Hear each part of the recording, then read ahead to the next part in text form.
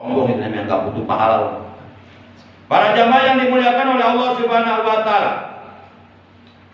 Nah, begitu kita udah berada posisi di barisan sholat, kita nggak usah nunggu imam niat. Udah kita langsung baca Rabbi a'udzubika min hamazati syayatin wa a'udzubika Rabbi ayahdurun. Kalau umpama itu nggak hafal, kita boleh baca Qul a'udzu birabbin nas, malikin nas. Intinya kita mohon perlindungan pada Allah dari godaan syaitan dikala kita sedang sholat. Nah, begitu kita beres baca itu, langsung kita baca Bismillahirrahmanirrahim. Usolli fardhol isya'i arba raka'atin mustaqbil qiblati adaan makmuman lillahi ta'ala. Kita tunggu imam takbiratul ihram.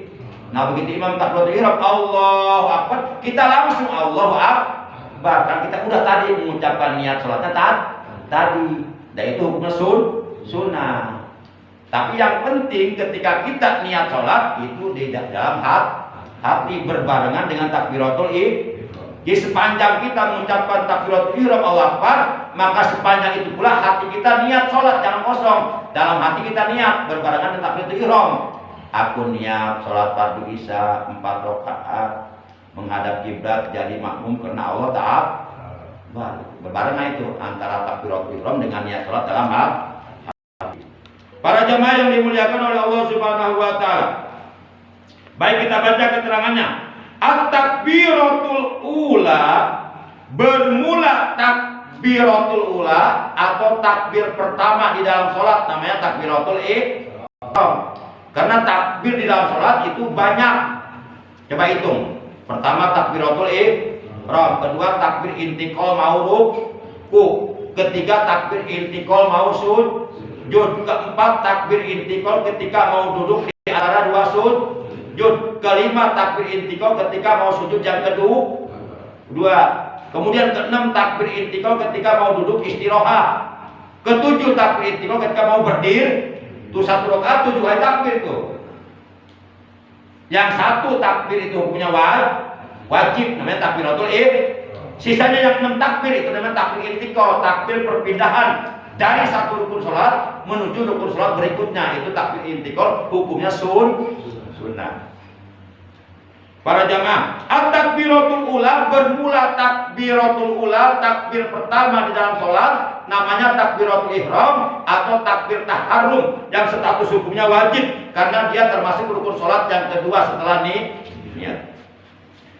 Yudriku, yang mendapati kang tinemu ha ing takbiratul ula sopo al mu'minu wong kang mukmin. Seorang mukmin yang mendapatkan takbiratul ula, takbiratul ihram ma'al imami, bersama imamnya di dalam sholat berjamaah. Yang pertama nih keuntungannya. Pertama, khairun, itu pahalanya jauh lebih baik. Lahu baginya, bagi si makmum muafik. Min alfi hajjatin wa umrotin, daripada ibadah haji dan umroh 1000 kali. Nah, itu takbiratul. Jadi kalau kita mendapatkan takbiratul ula, takbiratul ihram imam di dalam jamaah, itu maka pahalanya jauh lebih baik daripada pahala 1000 kali ibadah haji dan 1000 kali ibadah Enggak ada orang se-Indonesia yang bisa ibadah haji 1000 kali. Walaupun kayanya bagaimana, enggak ada. Pasti ada. Sampai kiamat itu enggak bakal ada. Kenapa? Karena umurnya enggak bakal nyampe 1000 tahun. Tapi itu pahala yang besar begitu itu akan diberikan oleh Allah, ditetapkan oleh Allah bagi makmum muafik yang selalu sholat berjamaah, dan dia selalu mendapatkan takbiratul ihram imamnya. Itu yang pertama. Kemudian walahu, ini yang kedua, walahu, dan baginya minal ajri, dari pahala, kaman seperti pahala tasodakoh, bersodakoh, biwajni jabali Uhudin, dengan berat gunung Uhud. Apa nih? Jahaban emasnya, alal masakin, atas orang-orang miskin. Ini keuntungan kedua. Kalau kita mendapatkan takbiratul ula bersama imam di dalam sholat jamaah, maka dicatat pahala bagi kita, yaitu pahala yang jauh lebih baik daripada pahala mensodakokan emas sebesar gunung Uhud kepada fakir miskin. Luar biasa ini. Tapi kenapa pada nggak mau ya?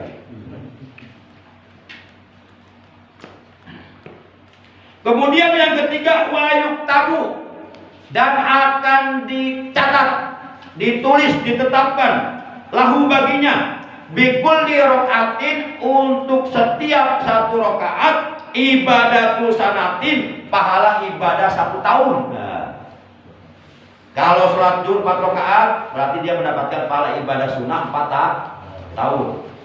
Sholat asar 4 rokaat 4 tahun. Sholat maghrib 3 rokaat 4 tahun, 3 tahun. Isya 4 rokaat 4 tahun. Subuh 2 rokaat 2 tahun. Berarti kalau dia terus berjamaah setiap hari sepanjang masa dalam 5 waktu, berarti setiap hari dicatat pahala baginya, pahala ibadah sunnah 17 tahun dalam 17 rokaat. Kalau itu dilakukan 5 waktu dengan berjamaah terus, dan berjamaahnya selalu memposisikan diri sebagai makmum muwafiq, selalu mendapatkan takbiratul ula bersama imam. Itu keuntungan yang ketiga. Yang keempat, wakataba, dan akan menetapkan sopo Allah lahu baginya baro'ata, ini akan 2 kebebasan.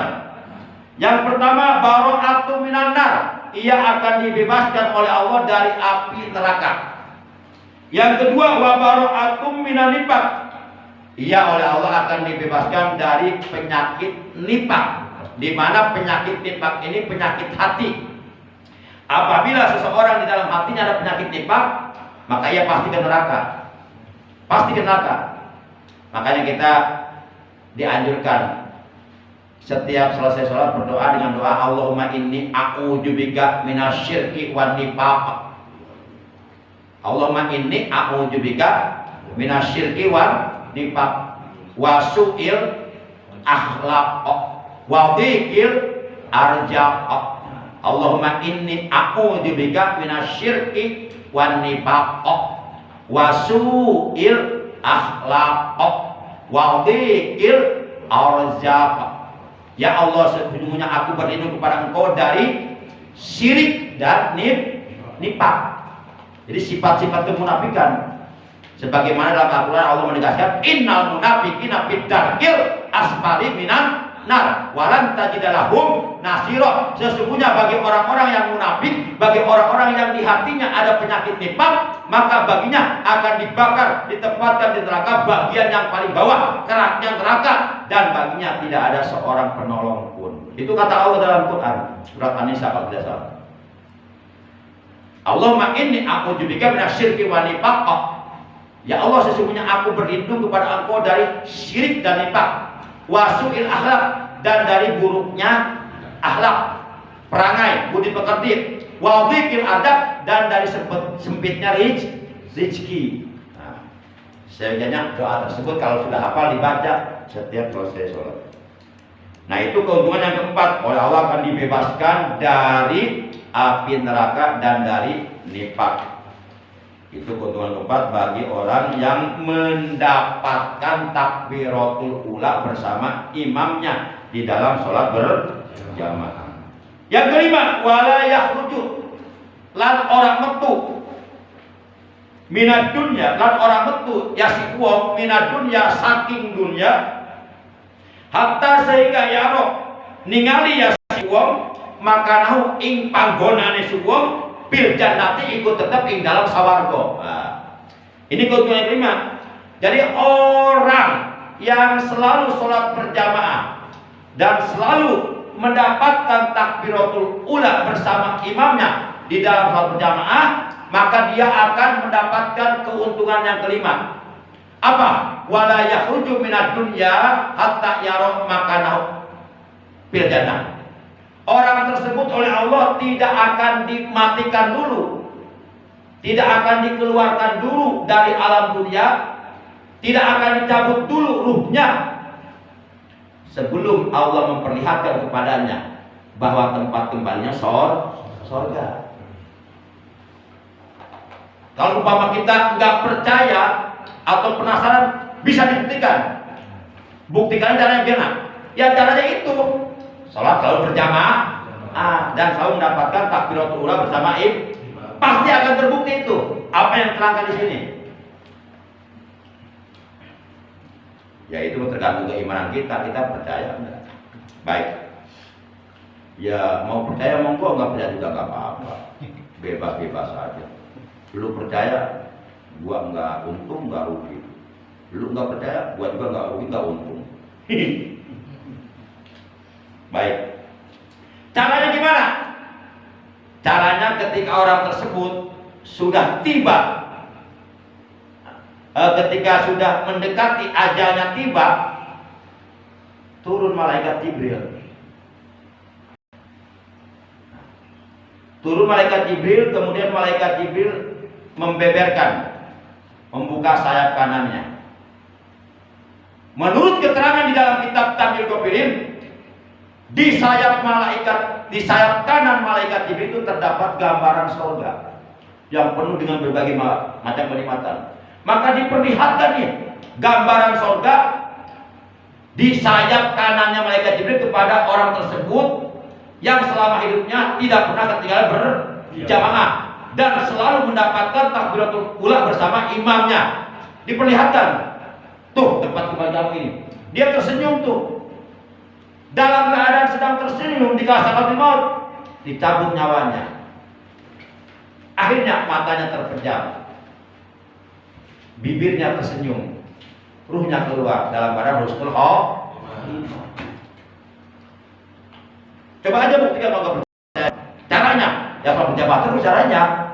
Karena kalau nggak sholat berjamaah terus nggak akan terbukti ini. Baik. Oh ngomong gampang.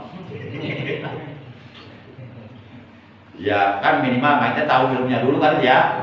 Iya, siapa tahu udah dapat ilmunya, dapat hidayah, dapat pertolongan ya Allah, kita dimudahkan untuk berjamaah, siapa tahu. Jangan berkecil hati lah, jangan putus asa dari rahmat Allah. Yang penting ilmunya dulu, pengetahuannya dulu didapatkan.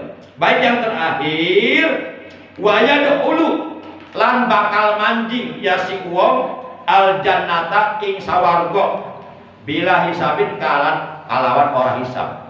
Jadi keuntungan yang keenam bagi orang mukmin yang selalu istiqomah secara istimrar, secara kontinu melakukan sholat 5 waktu dengan berjamaah, dan ia selalu mendapatkan takbiratul ula bersama imamnya di dalam sholat berjamaah. Keuntungan baginya yang kelima, oleh Allah dia nanti di akhirat akan dimasukkan surga tanpa harus dihisab dulu amalnya. Luar biasa. Masya Allah. Kan kalau dihisab lama, ribuan tahun kita berdiri pada mahsyar, ribuan tahun menunggu vonis dari Allah, menunggu keputusan dari Allah, apakah nantinya kita oleh Allah divonis jadi ahli surga atau ahli neraka. Ribuan tahun prosesnya, timbangan amal dulu, dihisab dulu, pembagian kita perbal amal dulu, terakhir melintas di atas sirat. Lama ribuan tahun. Kata Nabi, umat manusia di hari kiamat di padang mahsyar akan berdiri di hari penghisaban amal, di mana saat itu kata Nabi, annas samsa tadnu yaumal kiamati hatta tablugul arabu nisfal udun, di mana pada hari itu matahari jaraknya sangat amat dekat di atas kepala mereka, sehingga manusia yang begitu banyak dari mulai umatnya Nabi Adam hingga umatnya Nabi terakhir yang sedang dikumpulkan pada mahsyar, mereka terus keringatnya dengan deras bercucuran. Lama-kelamaan oleh karena ribuan tahun hanya keringat naik sampai banyak saat itu yang tenggelam dengan air keringatnya sendiri.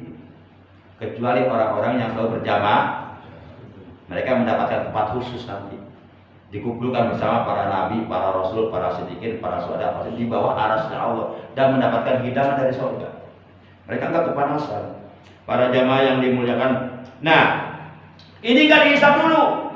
mendapatkan tiket khusus langsung masuk surga. Ini keuntungan sholat berjamaah.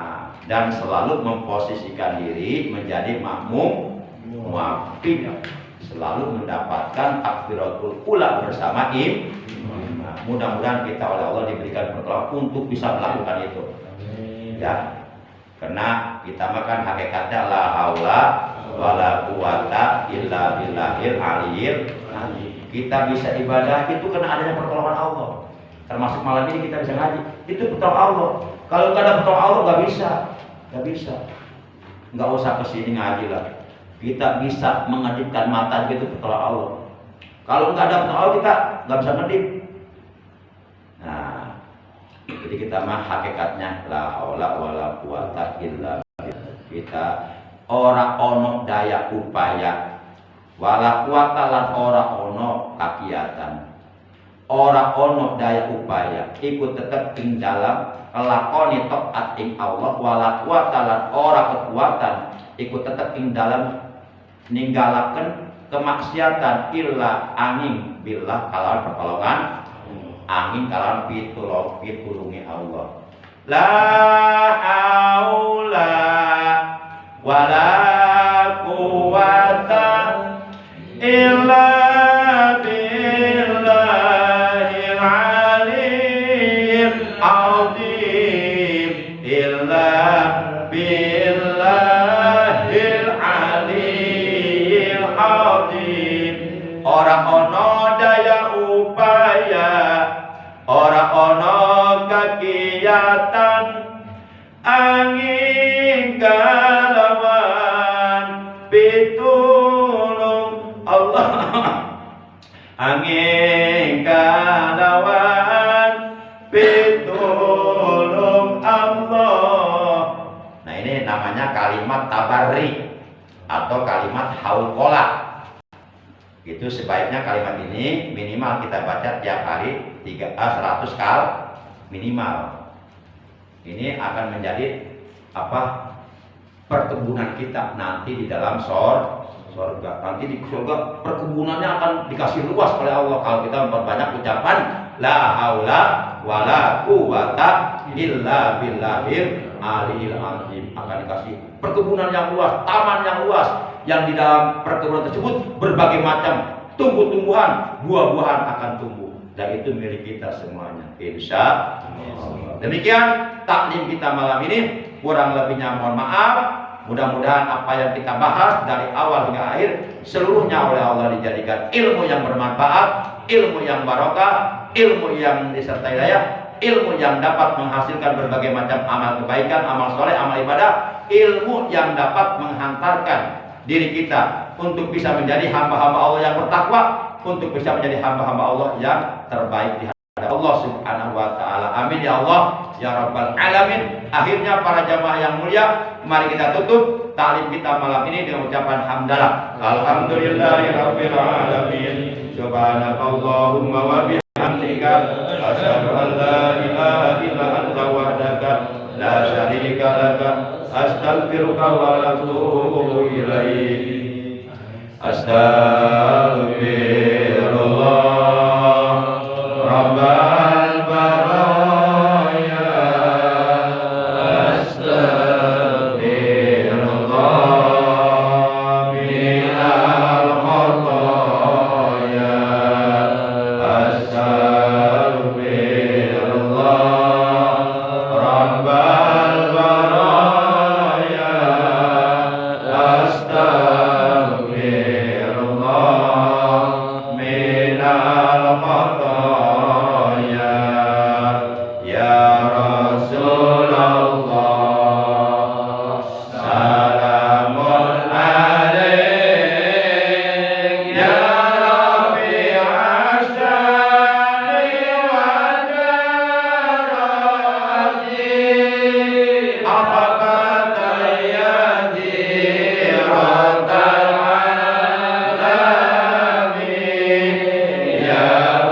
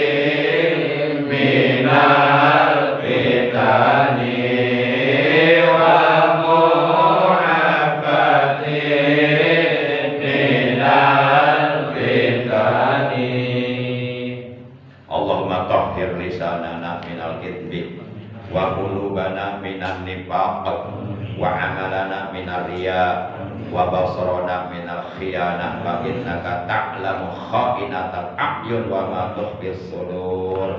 Allahumma rzuqna halawatal iman, Allahumma rzuqna al-istiqamah fi kulli khair. Rabbana zidna ilman nafi'an ma'al hidayah, Rabbana zidna malan mubarakan yakfina li ta'atika. Rabbana shrah lana sudurana wa yassir lana umurana wahlul 'uqdatam min lisanina yafqahu qawlana waj'al lana waziran min ahlina waj'alna lil muttaqina imama. Allahumma inna na'udzubika minasyirki wan nifaq wa su'il akhlaq wa dhiqil arjaq. Rabbana ja'alna muqimas salati wa min dzurriyyatina Rabbana wa taqabbal du'a. Rabbana atina fid dunya hasanah wa fil akhirati hasanah wa qina adzabannar. Wa sallallahu ala khair khalqi sayyidina Muhammadin wa ala alihi wa sahbihi wa baraka wa sallam. Subhana rabbika rabbil izzati amma yasifun wa salamun alal mursalin walhamdulillahi rabbil alamin. Terima kasih, mohon maaf. Hadanallahu wa iyyakum ajmain. Wassalamualaikum warahmatullahi wabarakatuh. Waalaikumsalam.